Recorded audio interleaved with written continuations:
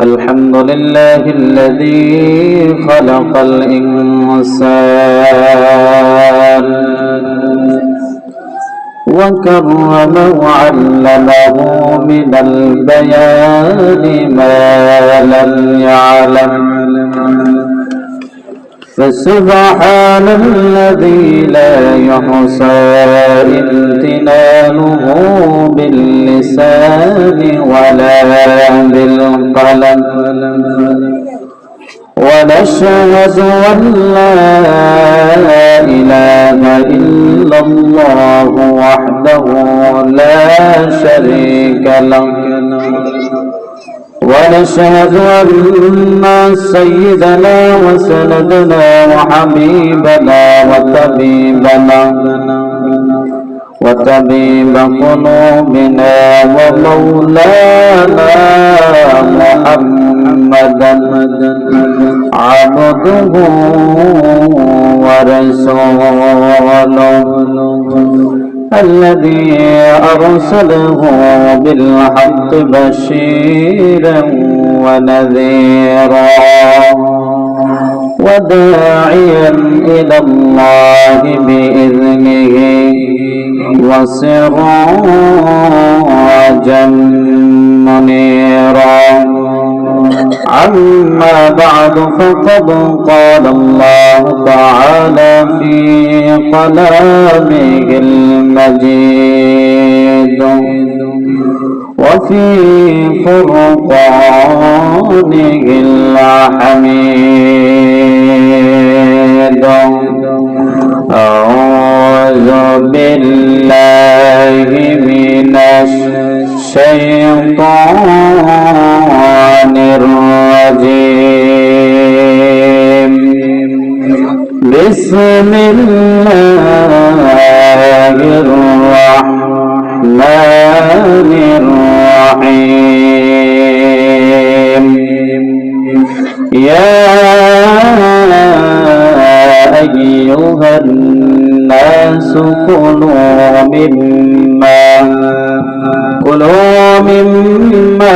في الأرض حلالا طيبا ولا تتبعوا خطوات الشيطان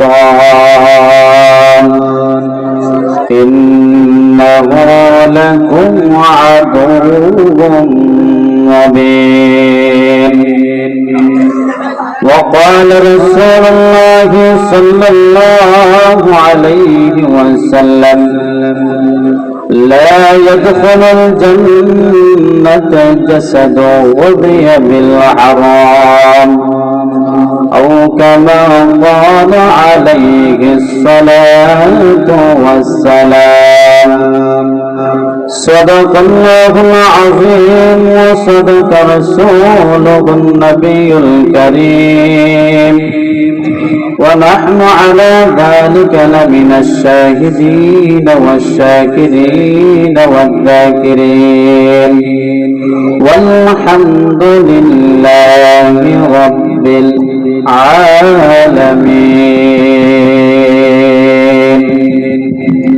إن الله وملائكته يصلون على النبي يا أيها الذين آمنوا صلوا عليه وسلموا تسليما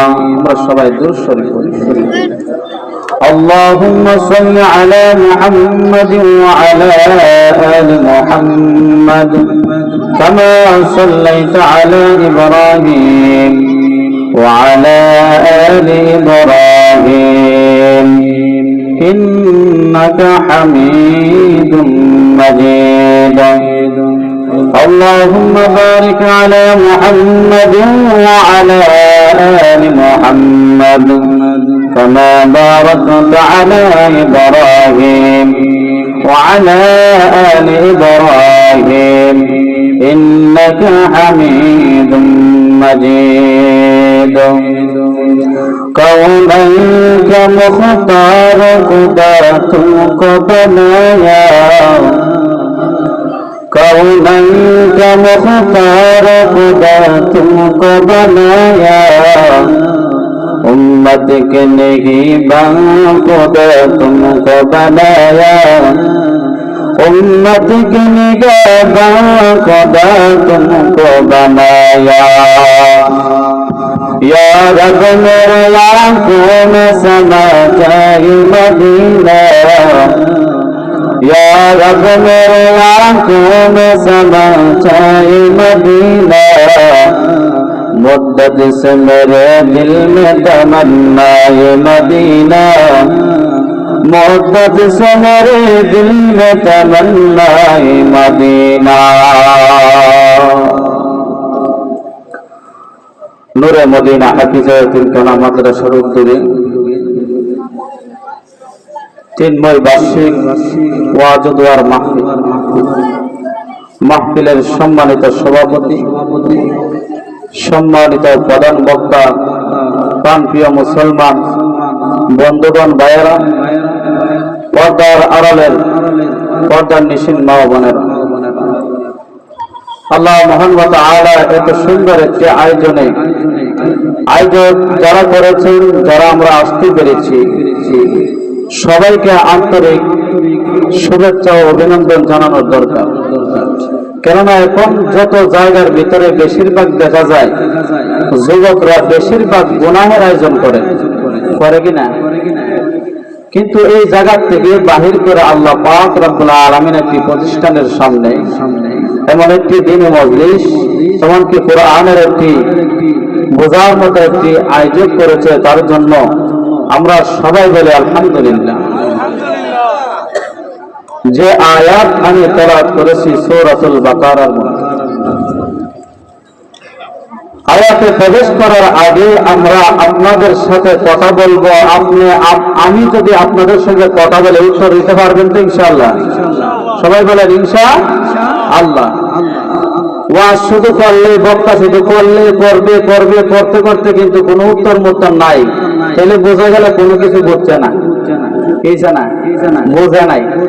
যদি বক্তা অপরে যে কিছু বুঝছেন না, তাহলে ঠিক আছে বলে বুঝছি।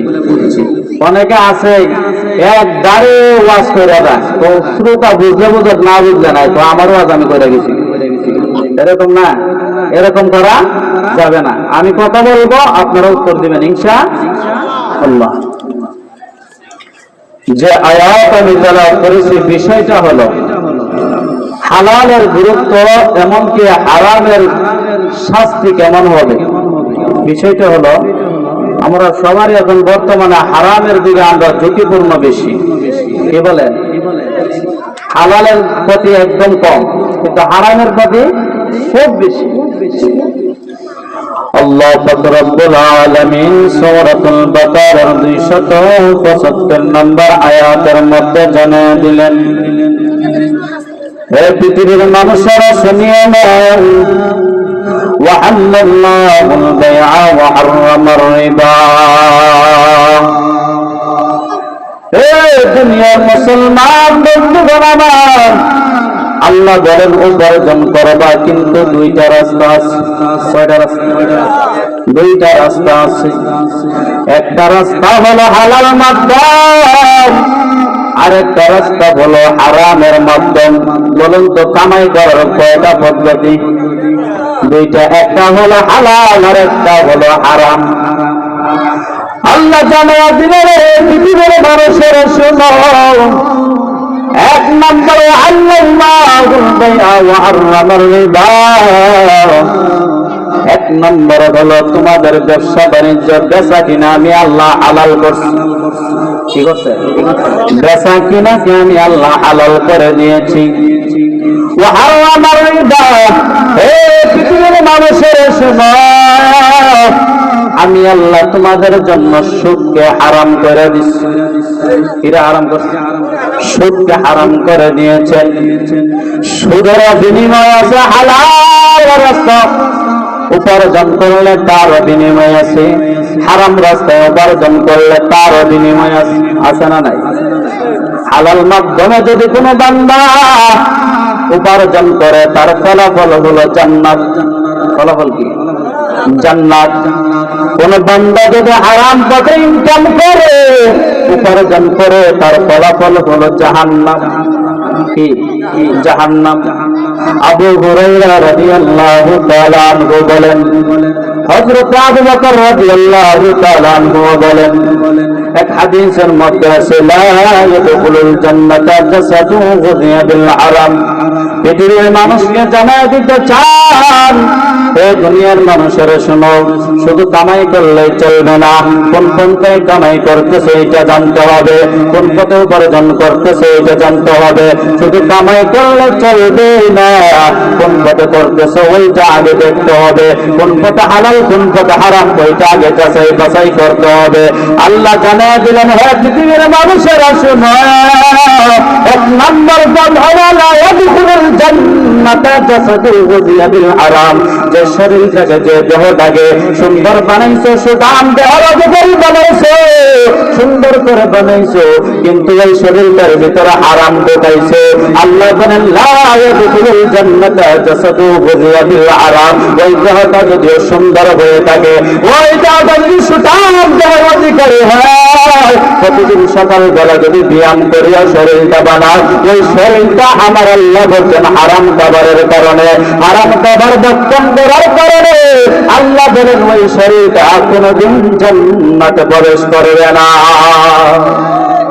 করবে না, জান্নাতে প্রবেশ করবে না। বলেন তো, জান্নাতে যদি প্রবেশ না করে ওই দেহটা কই যাইব? জাহান্নামে যাবে। কোন জায়গায় যাবে? জাহান্নামে যাবে। আবু হুরায়রা রাদিয়াল্লাহু তাআলা আনহু বলেন, হে পৃথিবীর মানুষেরা শুনিয়া নাও, এমন একটা সুগাইবের দুনিয়ার মানুষেরা শুনিয়া নাও।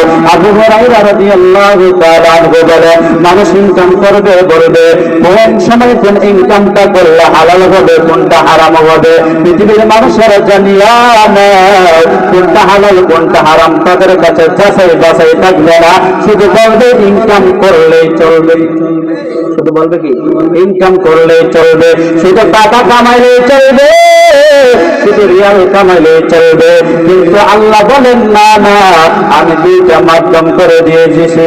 এক নম্বর হলো আমি আল্লাহ পবিত্র, আমি আল্লাহ পবিত্র ছাড়া গ্রহণ করে না। হালাল যেমন স্পষ্ট, হারামও স্পষ্ট করে দিয়েছেন কিনা? দুইটা স্পষ্ট, একটা হলো হালাল আর একটা হলো হারাম।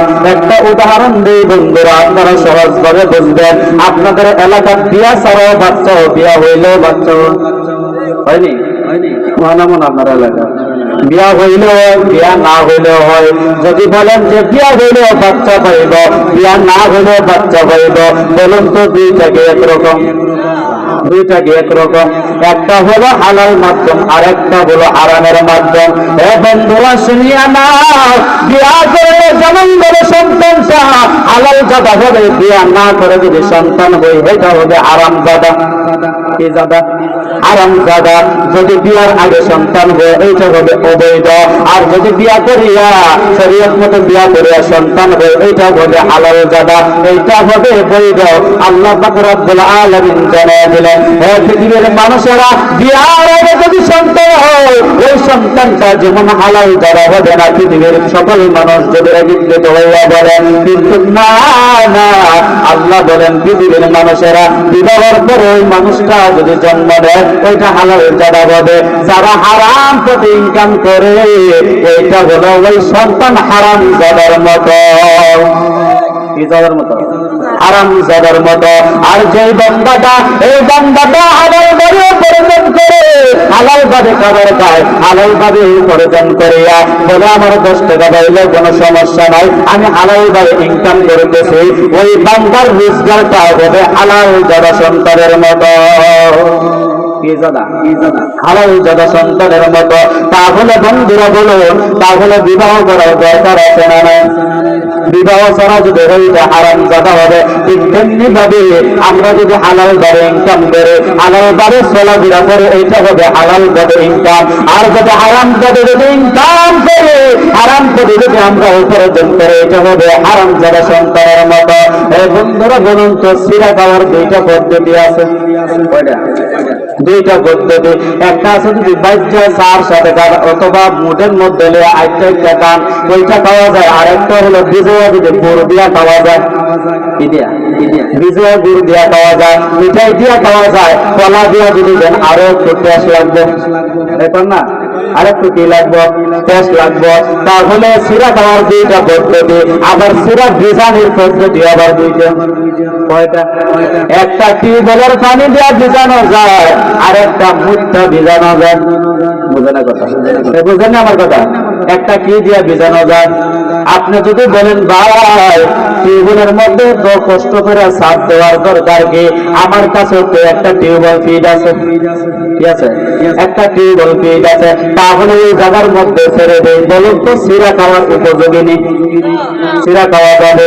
আর টিউবওয়েলের পানি দিয়া যদি সিরা ভিজায় তাহলে সিরাটা খাওয়ার উপযোগী নেই, বলে উপযোগী। ঠিক তেমনি ভাবে যারা হালাল পথে ইনকাম করে, ঠিক তেমনি ভাবে ওই টিউবওয়েলের পানি দিয়া সিরা ভিজাইলে যেরকম হালাল ভাবে ইনকাম করলে খাওয়ার উপযোগী, হারাম ভাবে যারা উপার্জন করবে ঠিক তেমনি ভাবে সাফ করে ওটা মুক্তা সিরা ভিজানোর মতো, ঠিক কিনা?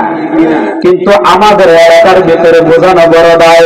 হযরত আবু বকর রাদিয়াল্লাহু তাআলা আনহু, হযরত আয়েশা সিদ্দিকা রাদিয়াল্লাহু তাআলা আনহা এই হাদিসের মধ্যে বর্ণনা করেন, হযরত আবু বকর রাদিয়াল্লাহু তাআলা আনহু খিদার যন্ত্রণা, রাস্তার দিকে হাঁটে আর বলে আল্লাহ খিদার যন্ত্রণা গো, পৃথিবীর জমিনে মনে হয় খিদার যন্ত্রণা থেকে কষ্ট আর পৃথিবীর জমিনে নাই। কান্না করতেছে আর হাঁটতেছে, বলতেছে ইয়া রাব্বে কারীম, যদি খাবারের একটা ব্যবস্থা করে দিতাম, ওই ঘরের ভিতরে ঢুকিয়া ওই খাবারটা খেয়ে ফেললেন, কাউকে জিজ্ঞাসা করে নাই। একজন দাসী আয়েশা বলতেছে আবু বকর ওই যে খাবারটা খাইলেন কিসের খাবার জানেন? ওই খাবারটা হালাল ছিল না। খাবারটা কি ছিল না? হালাল ছিল না। হযরত ওমর রাদিয়াল্লাহু তাআলা আনহু ওই কথা শুনিয়া মুখের ভিতরে আঙ্গুলটা ঢুকাইয়া দিলেন, অথবা হাত ঢুকাইয়া দিলেন, ঢুকাই দেওয়ার সাথে সাথে বমি করে বাড়াই দিলেন। হযরত আবু বকরকে জিজ্ঞাসা করলেন, ও সাহাবী আপনি মুখের ভিতরে হাত ঢুকাইয়া আঙ্গুল ঢুকাইয়া গুলা বাহির করলেন কেন? বলে আল্লাহ পাক রব্বুল আলামিন ওই হারাম আমাদের জন্য ভক্ষণ করা হারাম করে দিয়েছে। কি করে দিয়েছেন? হারাম করে দিয়েছেন। তাহলে সাহাবীরা কত সজাগ ছিল। এক আল্লাহর বান্দা সফরের জন্য রওনা হয়ে গেলে অনেকদিন পর্যন্ত অনেক দূর দূরান্তের মধ্যে সফর করে, এমন সময় একটি পাহাড় পাইলেন রাস্তার মধ্যে। পাওয়ার পর ওই পাহাড়ের মধ্যে উঠিয়া আল্লাহর কাছে দুই হাত উপরের দিকে তুলিয়া দোয়া করতেছে, মালিক আমার দোয়াটা কবুল করে নেন। আল্লাহ পাক রব্বুল আলামিন ডাক দেয়া বলেন, বান্দারে যে পানি পান করছো ওই পানি তো হারাম ছিল, যে খাবারটা খেয়েছো এই খাবারটা তোমার হারাম ছিল, যে পোশাকটা পরিধান করছো তোমার শরীরের মধ্যে আছে ওই পোশাকটা তোমার হারাম টাকার কিনা। তাহলে আল্লাহ বলেন তোমার দোয়া আমি কবুল করব না। কি বলেন? দোয়া কবুল করবেন না। কারণ হলো একটা, আল্লাহ রব্বুল আলামিন বললেন হারাম জিনিস দিয়া যদি কোন বান্দা পোশাক ব্যবহার করিয়া আমি আল্লাহর কাছে দোয়া করে দোয়া কবুল হবে না। কারণ হলো তার শরীরের ভিতরে হারাম আছে। কি আছে? শরীরের মধ্যে হারাম আছে, তার কারণে আল্লাহ বলেন আমি দোয়া কবুল করব না। আল্লাহ রাসূল সাল্লাল্লাহু আলাইহি ওয়াসাল্লামের আরেকজন সাহাবী বললেন, আল্লাহ রাসূল সাল্লাল্লাহু আলাইহি ওয়াসাল্লাম রাস্তার দিকে হাঁটতেছেন, এমন সময় একটা খেজুর রাস্তার মধ্যে দেখলেন, ওই খেজুরটা মুখের মধ্যে নিবে। এমন সময় রাসূল বললেন আমার সন্দেহ হয়েছে। সন্দেহ হয়েছে, এটা মনে হয় সবজার খেজুর হতে পারে, হয়তো এটার মালিকানা হতে পারে। ওই সবজার খেজুর রাসূল বলেন আল্লাহর কসম আমার খিদে ছিল, কিন্তু আমি রাসূল মুখে দেওয়ার সাথে সাথে যখন সন্দেহ হয়ে গেল ওই খেজুরটার আমি মুখে দেই না। সুবহানাল্লাহ। আর আমাদের এলাকার ভিতরে কাঁচামরিচ চুরি করে আছে না নাই? লাউ চুরি করে আছে না নাই? চুরি যদি নাও করতে পারে গাছের তলে পর্যন্ত কাটতে হবে, এরকম আছে না নাই? আল্লাহ পাক রব্বুল আলামিন জানা দিলে হে বান্দা শুনিয়া না, দুনিয়া দুনিয়ার জমিনে যদি কারো উপরে জুলুম করো, কারো উপরে নির্যাতন করো, অন্যায়ভাবে অপরাধভাবে কারো উপরে জুলুম করলে আল্লাহ বলেন কারো জায়গা যদি আযাব বিগত পর্যন্ত যদি জুলুম ভাবে নিয়ে যায়, হাসরের ময়দানে সাত আসমান সাত জমিন তাদের উপরে রেখে দেওয়া হবে। সাত আসমান সাত জমিন দেওয়া হবে। কতটুক জায়গা জুলুম করে নিলে? এক বিগত জায়গা যদি জুলুম করে না হয়, তাহলে বলুন তো আমাদের মধ্যে জুলুম আছে না নাই? আছে না? জুলুম আছে। দেখবেন টুপি লাগাইয়া, পাঞ্জাবি লাগাইয়া, আর একবার লাইট একটা চিকন বানাইলাম, এরকম নাই? আপনার এলাকাত মনে নাই? বিভিন্ন এলাকাত আছে। দেখবেন টুপি লাগায় সুবহানাল্লাহ করে, টুপি লাগায় আলহামদুলিল্লাহ করে, এর মধ্যে কিন্তু মানুষের জুলুমও করে। আছে না নাই?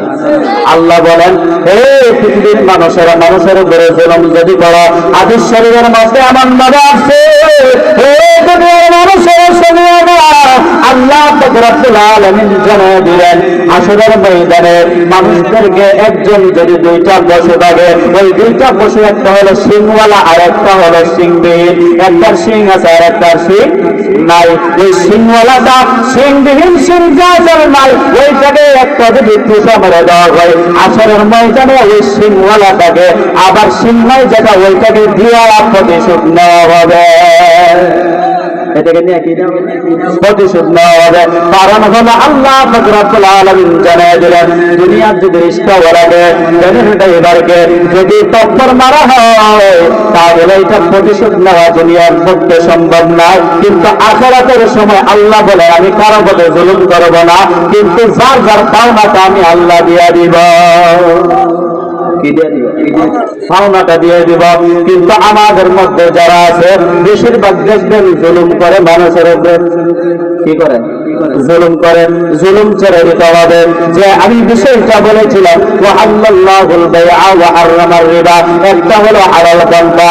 অনেক মানুষে বলে, হুজুর الذين يأكلون الربا لا يقومون إلا كما يقوم الذي يتخبطه الشيطان من الماس ذلك بأنهم كانوا يكفرون بآيات الله ويقتلون النبيين بغير الحق। আল্লাহ পাক রব্বুল আলামিন জানা দিলে অনেক মানুষ সুদ খাইতে খাইতে মারা যায়। আছে না নাই? যদি সুদ খাইতে খাইতে মারা যায়, ওই ব্যক্তি আল্লাহ পাক রব্বুল আলামিন জানা দিলেন সুদ খাওয়া অবস্থায় হাসরের ময়দানে উঠবে। কি অবস্থা উঠবে? সুদ খাওয়া অবস্থায় হাসরের ময়দানে উঠবে। তারপরে অনেকে বলে শয়তানে তাদেরকে স্পষ্টভাবে আক্রমণ করছে, যাদেরকে পাকড়াও করছে, যাদেরকে মুরিদ করছে শয়তানে, ওই লোকগুলো ডাক দিয়া বলে, হে পৃথিবীর মানুষেরা শোনো, ব্যবসা বেচা কিনা যেমন ভাবে হালাল, ওই সুদ খাওয়া তেমন ভাবে হালাল। কে কয়?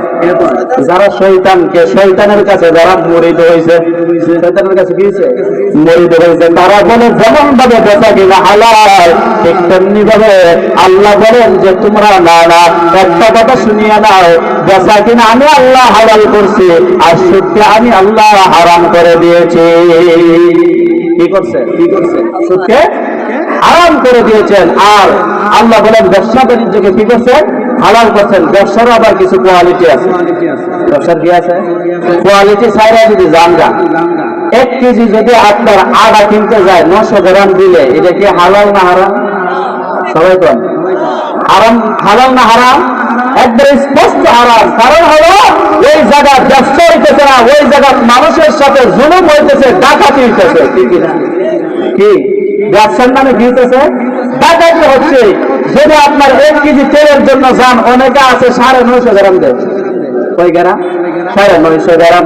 আল্লাহ বলেন ওই ব্যবসাকে আমি হালাল করে নাই, যে ব্যবসা রাসূলুল্লাহ সাল্লাল্লাহু আলাইহি ওয়াসাল্লাম করছে, ওই ব্যবসাকে আমি হালাল করছি। কোন ব্যবসাকে?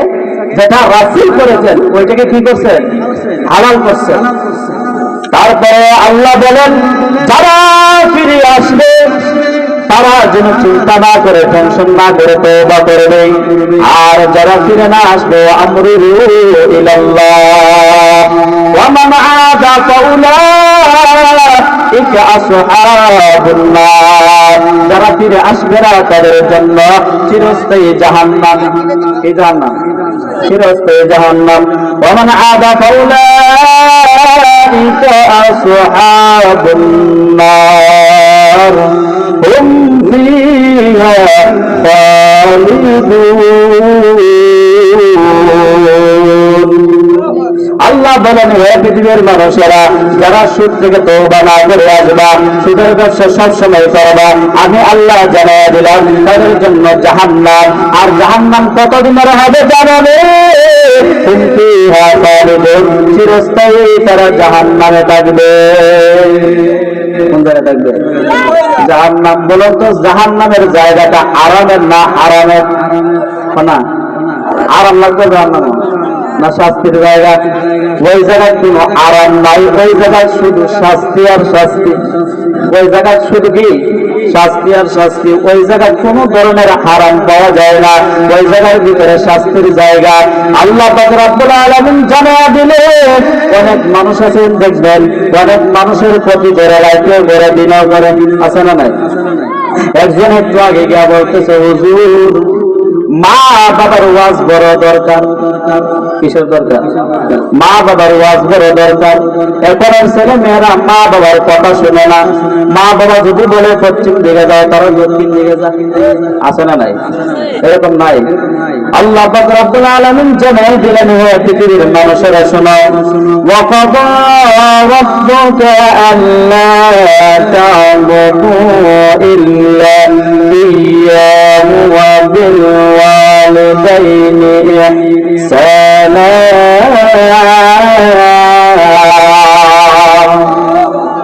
আল্লাহ বলেন, হে পৃথিবীর মানুষেরা, আমি আল্লাহর ইবাদত করো, মাত্র আমি আল্লাহর গোলামি করো, দ্বিতীয় কোনো উপাস্য নাই। ওয়াবিল ওয়ালিদাইনি ইহসানা, মা বাবার সঙ্গে সৎ আচরণ করতে হবে। কার সঙ্গে? এটা কার কথা? আল্লাহর কথা। আল্লাহর ইবাদতের পরে মার সঙ্গে সৎ আচরণ করতে হবে, মা বাবার সঙ্গে সৎ আচরণ করতে হবে।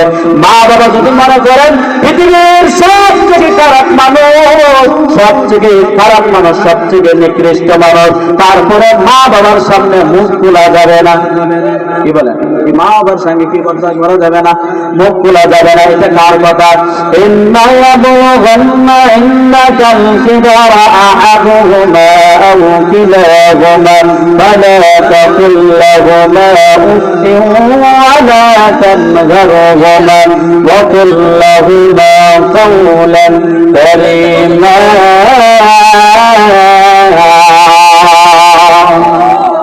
আল্লাহ বললেন, মা বাবার সামনে উট শব্দটা ব্যবহার যেন মা বাবা করে না। এরকম ভাবে তোমরা মা বাবার সাথে আচরণ করতে হবে। কিভাবে আচরণ করতে হবে? সুন্দর ভাবে, নম্র ভাবে, ভদ্র ভাবে মা বাবার সঙ্গে, মা বাবার সামনে হাত ঘুরে ঘুরে লড়ালড়া কথা কওয়া যাবে না। কি করা যাবে না? হাত লড়াইয়া কথা বলা যাবে না। মা বাবার সঙ্গে এমন ভাবে আঁকিও না, মা বাবা যদি দেখে যে মা বাবা আমার সন্তানটা বড় হয়ে গেছে, মা বাবার স্বরে, মা বাবার মনে যদি কষ্ট আসে, আমার সন্তানটা আমার সামনে দিয়া হাত করে হাঁটিয়া গেলে আমাদের মনে হয় চোখে কোন লাগে না। এই সন্তানটা যদি মা বাবা যদি মনে কষ্ট নেয়, বলেন তো সন্তানটা ভালো হবে না খারাপ হবে? খারাপ হবে। এখন দেখবেন বেশিরভাগ যুবকরা এখন বর্তমানে নেশার মধ্যে ডুবে আছেন। কিসের মধ্যে? নেশার মধ্যে ডুবে আছে। এক নম্বর কারণ হলো, আজকে থেকে 10 বছর আগে কোন যুবকরা ইয়াবা নামক ট্যাবলেট চিনত না। কন্যা কথাটা, ইয়াবা নামক ট্যাবলেট চিনত না, বাবা নামক ট্যাবলেট চিনত না, পেন্সিলিন চিনত না, বিভিন্ন ধরনের গাঁজা, ইয়াবা ট্যাবলেটের নাম চিনত না। এখন বর্তমানে প্রতিটা মহল্লা মহল্লা এটির ব্যবসায়িক আছে। এটির কি আছে? ব্যবসায়িক আছে। তার কারণে প্রতিটা মহল্লা মহল্লার যুবকরা চরিত্র এমন হয়ে গেছে, কোন নারী পুরুষ যদি একত্রিত হয় তাহলে খারাপ কথাবার্তা ছাড়া ভালো কথাবার্তা নাই। ঠিক কিনা? তাহলে মা বাবার সঙ্গে কি আচরণ করবেন? আল্লাহ রাসূল সাল্লাল্লাহু আলাইহি ওয়াসাল্লাম এক হাদিসের মধ্যে জানিয়ে দিলেন, আর এক হাদিসের মধ্যে জানিয়ে দিলেন, হে পৃথিবীর মানুষেরা, মা বাবা তোমার জন্য জান্নাত, মা বাবাই হলো তোমার জন্য জাহান্নাম। যারা মা বাবার জন্য খেদমত করিয়া শুধু খেদমত করলে চলবে না, মা বাবার কথা মতো চলতে হবে। বলে মা বাবার কথা মতো কিভাবে চলবো? শরীয়তের যত বিধিবিধান আছে, কুরআনের যত বিধিবিধান আছে, মা বাবা যদি হুকুম করে এইগুলো অবশ্যই ছেলে মেয়ে করতে হবে। আর যদি বলে বাবা কুরআনের বিধিবিধান মানতে হবে না, আল্লাহর রাসূলের বিধিবিধান মানতে হবে না, কুরআনের বিধিবিধান মানতে হবে না, রাসূল যেটা আদেশ দিয়েছেন এটা মানার দরকার নাই, তাহলে মা বাবার কথা শোনা জায়েজ নাই। কি বাবার কথা শোনা কি জায়েজ নাই? কারণ হলো আল্লাহর বিরুদ্ধে গিয়ে মা বাবাকে খুশি করার কোনো কথা বলে নাই। আল্লাহ রাসূলের দরবারে একজন আয়েশা বলতেছে, হযরতে আবু বকর রাদিয়াল্লাহু তাআলা আনহু যখন ঈমান আনে নাই, এর আগে বিবাহ করেছেন, বিবাহ করার একজন মেয়ে আছে, এই মেয়ের নাম হলো খাদিজা। খাদিজা আয়েশা রাসূলের দরবারে ডাক দিয়া বলতেছে, নবী গো, ও নবী, আমার মা তো মূর্তি পূজা করে, আমার মা শিরক করে, আমার মা মূর্তি পূজা করে, এমনকি আমার মা সঙ্গে কি খারাপ আচরণ করতে পারবো, দুর্ব্যবহার করতে পারবো? রাসূল বললেন, খাদিজা শুনিয়া নাও, তোমার মা মূর্তি পূজক হতে পারে, তোমার মা ঘৃণিত একজন মানুষ হতে পারে, কিন্তু তোমার মার সঙ্গে ভালো আচরণ করতে হবে। কি করতে হবে? ভালো আচরণ করতে হবে। তার থেকে বোঝা গেল যদিও মা বাবা মূর্তি পূজারী হয়, তারপরে মা বাবার সঙ্গে ভালো সব আচরণ করতে হবে। যদিও মা খারাপ হয়, কিন্তু মার পায়ের নিচেই জান্নাত। মার পায়ের নিচে কি জান্নাত? বলে মায়ের পায়ের নিচে জান্নাত কিভাবে? বলে মায়ের পায়ের নিচে জান্নাত মোটামুটি দিয়া করলে, সাহস দিয়া করলে, কমতি দিয়া করলে পাওয়া যাইব না। মা বাবার খেদমত করতে হবে। বলে কেমন খেদমত? বলে এমন খেদমত, বলে যেভাবে মা বাবা খুশি থাকবো, রাজি থাকবো, তার উপরে ওই খেদমত যদি করে যাইতে পারে। মা বাবার কোনটা প্রয়োজন, কোনটা অপ্রয়োজন, সন্তান যদি এইটার থেকে ইশারা করে বুঝতে পারে, ওই খেদমত করিয়া মা বাবার খেদমত করিয়া জান্নাত পাওয়া সম্ভব। বাবার খেদমত করে কি জান্নাত পাওয়া সম্ভব? যারা আসছেন যারা এই আলোচনাটা শুনে যতটুকু বলতে পেরেছি অল্প সময়ে, আল্লাহ যেন আপনাদেরকে আমাকে আমল করার তৌফিক দান করেন। সকলে বলে আমিন। ওয়া আখিরু দাওয়ানা আলহামদুলিল্লাহি রাব্বিল আলামিন।